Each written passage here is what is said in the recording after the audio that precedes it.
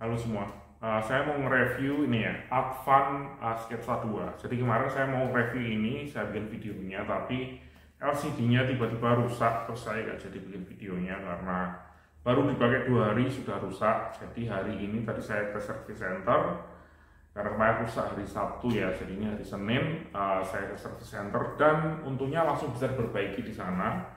Ada spare part-nya, LCD-nya harus diganti karena LCD-nya itu rusak, benar-benar mati ya, mati total. Jadi katanya sih diganti LCD-nya dan karena masih garansi, jadi nggak ada biaya. Dan saya harus acungi jempol sih ya untuk service center Advan, paling nggak yang di Semarang ya, karena pelayanannya cepat sekali dan langsung. Jadi saya ke sana itu siang jam 11-an. Saya mungkin harus nunggu di antrian mungkin sekitar 30 menit. Setelah dicek mungkin selama 15 menit mungkin ya, dibuka sama orangnya, dicek apa yang salah, cek apakah ada spare part atau enggak, langsung dikasih tahu estimasi selesai jam 3 sampai jam 4. Terus jam 4 saya ke sana, saya konfirmasi dulu lewat WA dan sudah jadi dan sudah bisa diambil ya. Nah, di sini saya mau review Advan ini, tapi mungkin nggak sama dengan review-review yang lain, karena review yang lain banyak yang sudah menjelaskan secara detail tentang fitur-fitur yang ada di sini. Saya cuma ingin share aja tentang pengalaman saya dan kenapa saya beli tablet ini. Jadi alasan saya beli tablet ini tuh nggak sama kayak alasan yang lainnya. Yang lain kan pengen gambar-gambar pakai ini atau pengen bisa ngetik dengan keyboardnya yang case keyboard ini ya. Saya beli tablet ini sebenarnya untuk jadi eksternal monitor ketika saya kerja di laptop. Jadi kalau saya bawa laptop ke rumah, bukan di kantor, saya sekarang lagi ada di kantor atau saat saya lagi kerja di cafe misalnya, itu saya butuh eksternal monitor seringnya. Dan kadang saya pakai tablet saya untuk jadi eksternal monitor dan berjalan dengan cukup baik. Cuman tablet ini kan saya pakai buat catat-catat karena ada S Pen-nya. Jadi ini Samsung A8 tahun 2019 yang S Pen. Ada reviewnya di video saya yang sebelumnya juga. Ini saya beli second ya. Dan setelah itu saya juga beli monitor portable juga, ukuran 15 inci. Cuman ketika saya bawa keluar itu kadang terlalu ribet karena terlalu besar ya. Saya cari tablet yang sedikit lebih besar daripada ini, 8 inci, jadi saya cari yang ukuran 10 inci. Cuman saya cek-cek di Tokopedia dan di Shopee, untuk LCD portable seperti ini, itu yang ukuran 10 inci itu ada, tapi harganya itu 1,5 juta sampai 1,8 juta, tergantung touchscreen atau tidak. Dan menurut saya itu mahal ya, karena saya beli yang ukuran 15 inch, yang saya pakai di meja sekarang ini itu harganya cuma 1,4, hampir 1,5. Jadi untuk merek yang ini memang nggak ada yang ukuran rapidnya kecil, cuman yang ada ukurannya yang 10 inch itu harganya agak mahal untuk monitor portable. Terus opsi lainnya tentunya saya cari tablet yang ukuran 10 inch yang murah, dan anehnya saya nggak nemu tablet ukuran 10 inch yang harganya di bawah 3 juta. Huawei ada, tapi harganya sekitar 2,6 kalau nggak salah. Itu pun dibandingkan dengan ini yang ditawarkan jauh di bawah, karena nggak dapat keyboard, nggak dapat pen. Sedangkan ini 2,4 saya dapatnya, itu sudah dapat keyboard, sudah dapat pen. Dan juga memori penyimpanannya 64 MB, jadi lebih besar daripada Huawei. Saya lupa T10 atau apa. Itu kalau nggak salah storage-nya cuma 32 GB. Jadi ya akhirnya saya beli untuk ini. Sedangkan di Samsung sendiri untuk ukuran yang 10 inch itu paling murah kalau nggak salah 4 jutaan. Jadi saya cari tablet yang paling murah dan anehnya nggak ada yang menawarkan tablet 10 inch yang harga mungkin 1,5 juta gitu ya, tanpa ini misalnya atau tanpa pulpennya gitu ya. Mungkin jadi tawaran yang menarik. Sebenarnya kalau mau jujur saya memang nggak rencana untuk pakai keyboardnya ini ataupun pennya, karena menurut saya pasti experience-nya nggak sebagus dengan tablet-tablet yang lebih baik misalnya dari Samsung gitu ya. Tapi saya memang ada opsi sih untuk beli tabletnya aja, tapi saya beli juga karena terpautnya nggak terlalu jauh ya. Kalau tabletnya aja kalau nggak salah 2 juta, kalau ini tablet plus case-nya ini plus pulpennya itu 2,4, jadi tambah 400.000 ya. Tapi ya agak nyesel juga sih beli, tapi ya saya pikir bisa buat review paling nggak untuk informasi tambahan buat saya sendiri, biar nggak penasaran, biar nggak penasaran bagaimana sih performa dari keyboard ini. Oke, jadi untuk reviewnya, experience-nya yang pertama, build quality-nya jelek menurut saya, karena ya baru 2 hari dipakai rusak sendiri, nggak ada apa-apa.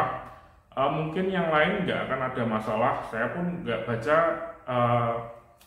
dan nonton video review di YouTube yang bahkan pemakaian 6 bulan, pemakaian 2 bulan dan lain sebagainya, kayaknya sih nggak ada masalah ya. Cuman mungkin barang yang saya pakai itu mungkin bermasalah. Yang kedua mungkin saya kasih notes untuk tabletnya ini sendiri, itu licin banget. Jadi ini aslinya tuh licin sekali dipakai, jadi nggak nyaman untuk dipegang, takut kalau jatuh, dan nyari case-nya tuh nggak ada. Jadi yang ada tuh case aslinya, ada keyboardnya seperti ini, dan ini berat sekali, ini 400 gram, ini tabletnya sendiri 500-an gram, jadi kalau total tuh 1 kilo, dan itu berat banget rasanya untuk tablet 10 inch ya, bahkan lebih berat daripada laptop pada umumnya yang ukuran 13 inch. Karena laptop sekarang kan banyak yang tipis-tipis ya, paling beratnya 1,2, 1,3 gitu ya, paling mentok mungkin 1,5 kg, sedangkan ini 1 kilo dengan bentuk yang seperti ini kurang nyaman dipakai. Jadi sangat-sangat licin dan nggak ada yang jual case-nya, case clear nggak ada, case yang jenis apapun nggak ada, yang ada case generic 10 inch. Jadi kalau kita pakai case yang dijual di toko online itu biasanya portnya itu nggak pas ya, lubang-lubangnya nggak pas, karena mungkin pakai punya Samsung atau pakai punya Huawei atau merek-merek yang lain ya. Jadi pasti kita harus motong-motong sendiri. Jadi solusinya kalau saya sih saya tinggal kasih isolasi aja. Jadi kalau bisa dilihat di sini ya saya pakai isolasi clear ya, terus saya tinggal isolasi aja di sini biar kalau dipegang nggak terlalu licin, dan memang berhasil walaupun saya kurang rapi ya, jadi banyak sekali gelembung-gelembung udara di sini, tapi ya malah gelembung-gelembung ini malah bikin jadi lebih enak di grip ya. Jadi kalau saya sih nggak terlalu peduli sama tampilan yang keren, yang penting dipakainya enak. Bahkan kalau HP, kalau banyak orang yang mungkin HP itu sering dikasih screen protector dan lain sebagainya, saya biasanya nggak pakai karena memang saya kurang suka aja feel-nya gitu ya. Beli HP atau tablet mahal-mahal, kenapa kok experience-nya jadi kurang gitu. Kalau saya sih lebih suka ya dipakai aja senyamannya, yang penting fungsional gitu ya. Yang kedua, untuk experience-nya dipakai nggak ada masalah. Untuk kecepatan daripada tablet Samsung tahun 2019 ini lebih cepat yang ini sedikit, tapi karena ada banyak hal di sini yang dari segi build quality-nya kurang oke ya kayaknya ya, atau mungkin memang kualitas bahannya dipakai kurang oke. Jadi kayaknya kalau kita pakai itu screen-nya tuh nggak terlalu responsif kayak HP tablet dari Samsung.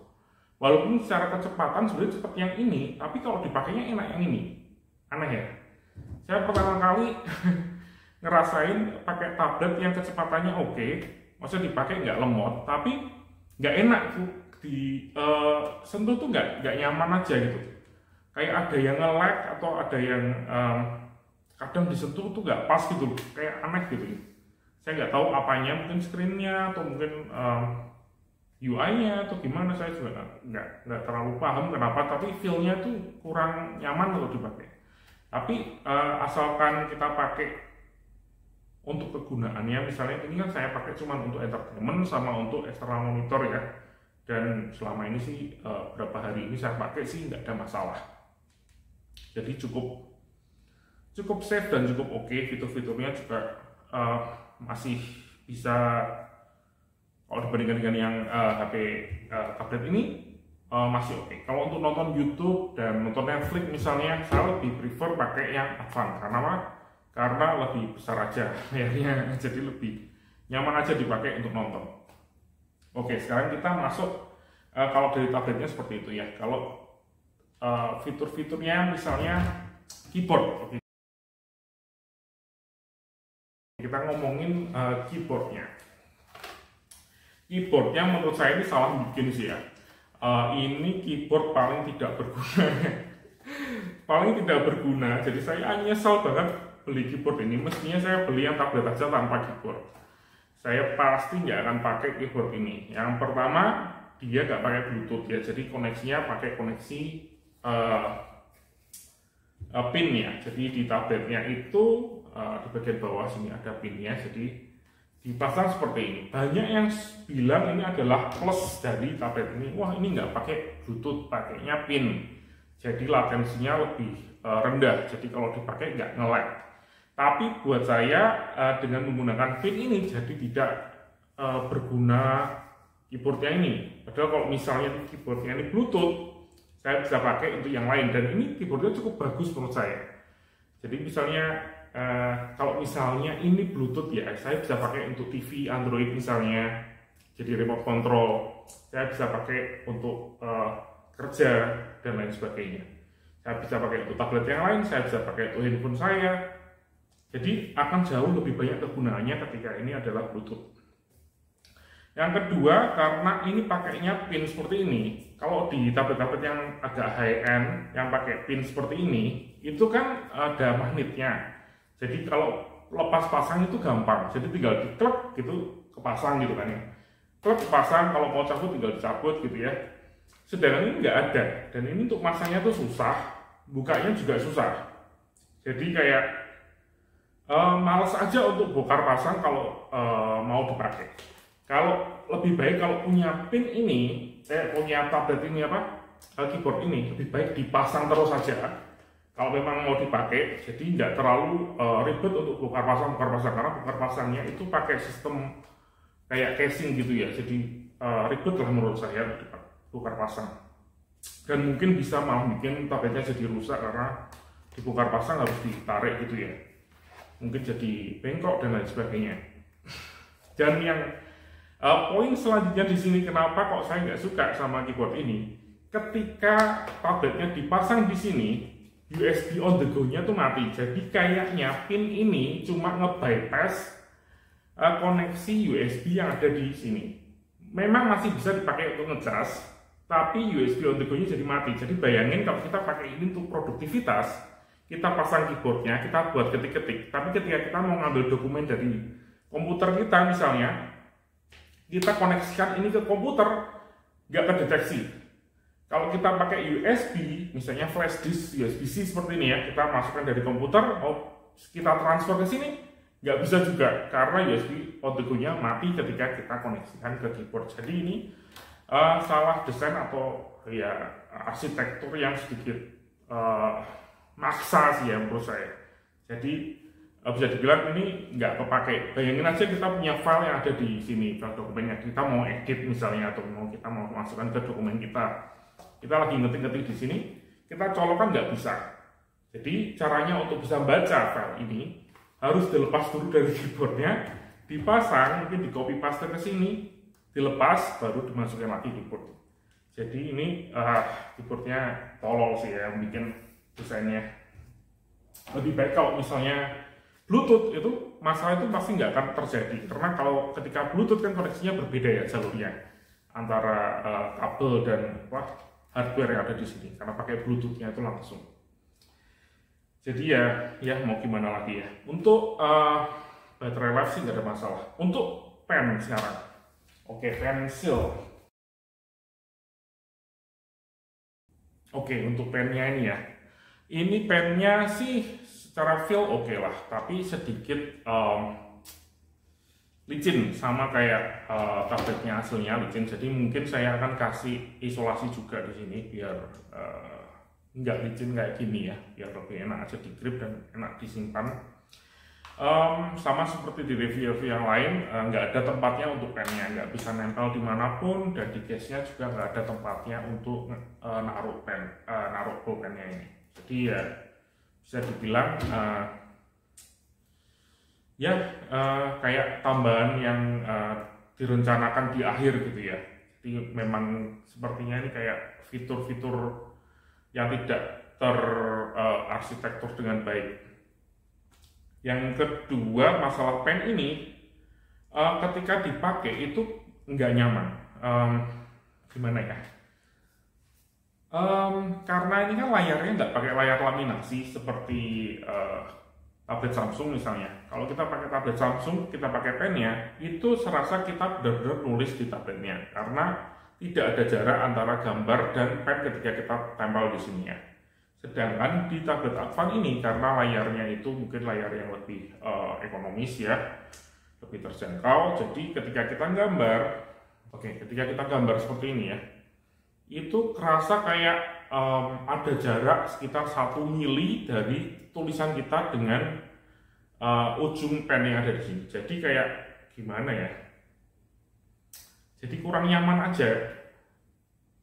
Dan selain itu ada lag yang benar-benar kerasa. Walaupun ini tabletnya itu lebih lemot, tablet Samsung, tapi hampir bisa dibilang untuk aplikasi yang ringan nggak ada lag. Sedangkan di sini tetap ada lag. Jadi kayak nulisnya itu kayak ngambang terus nggak nyaman gitu ya. Dan karena ada jarak itu ya, ketika kita nulis dengan yang terjadi di layar, itu kita jadi nggak bisa nulis dengan kecil-kecil. Nulisnya jadi harus gede-gede gitu ya, biar nyaman. Dan kalau tabletnya segini ini ya kurang nyaman juga. Apalagi kalau buat gambar, buat mewarnai dan lain sebagainya itu kurang. Walaupun tetap bisa ya, ada pressure sensitifnya juga jalan kayaknya, power rejection-nya juga jalan, tapi sayangnya kurang nyaman aja.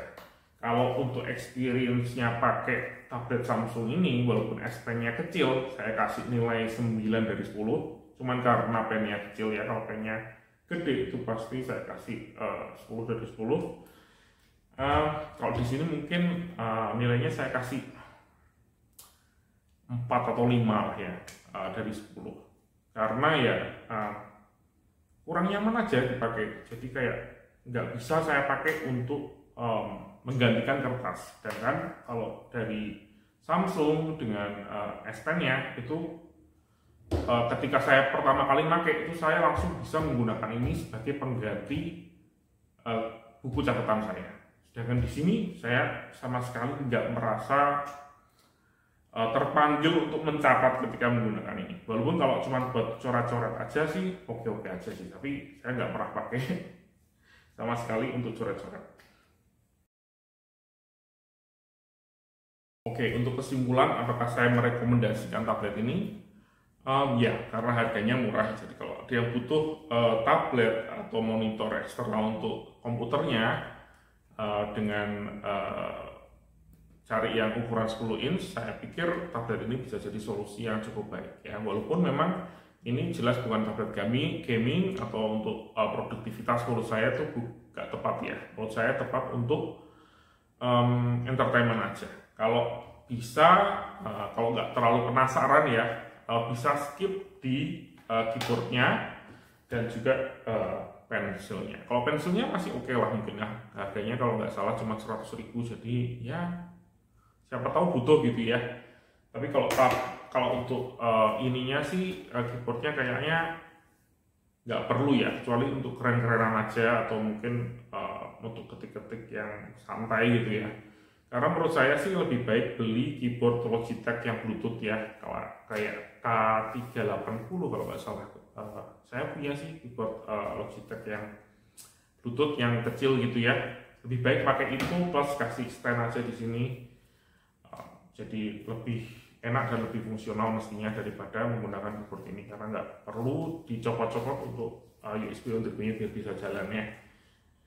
Ya, itu aja review dari saya. Semoga membantu buat teman-teman semua yang lagi nyari tablet murah ukuran 10 inch atau pengen tahu pengalaman saya menggunakan tablet Advan Sketsa 2. Ya, terima kasih sudah menonton. Sampai jumpa di video selanjutnya.